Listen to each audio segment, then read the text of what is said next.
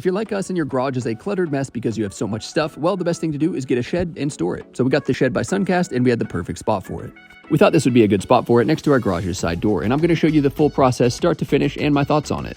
I used the QR code on the box to scan the assembly instructions and got to work, and the first thing I needed to do was to build a platform for the actual shed. I knew the wood platform would be easier than concrete, so I went to the store, bought some pressure-treated lumber, and got to work. It's pretty simple instructions on building the platform. It just took some 2x6s and some plywood.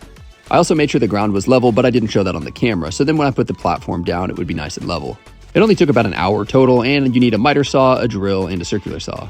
Once the plywood was all screwed down, it was time to start assembling the shed.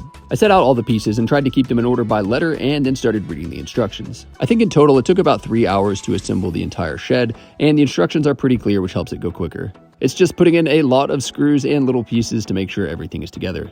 The way they designed the panels to snap together made it go a lot quicker, and this is a really high quality resin, so it's not going to be going anywhere anytime soon. I also like how they do the sloped roof on it because we get a lot of rain here in Oklahoma and I didn't want any of it settling on top. We get a little bit of snow, but not very much, but I could easily just push it off if we do get a lot of snow. The sloped roof also adds a lot of height to it, which is nice because I'm 6'2" and I could easily stand up in the shed at every part of it. It also has a sleek, modern design on the outside, so it's not an eyesore like many of the sheds I've seen in people's backyards. Like I said, plenty of height for me being 6'2", and also just tons of space for storage. We decided it'd be most helpful to have all the bigger items out of our garage, like the pressure washers, air compressors, and generators. And immediately having some of this stuff out of our garage really helped us organize it and make it look like it looks now. Buying the shed by Suncast solved the major problem for us, and it would for you too. Check it out.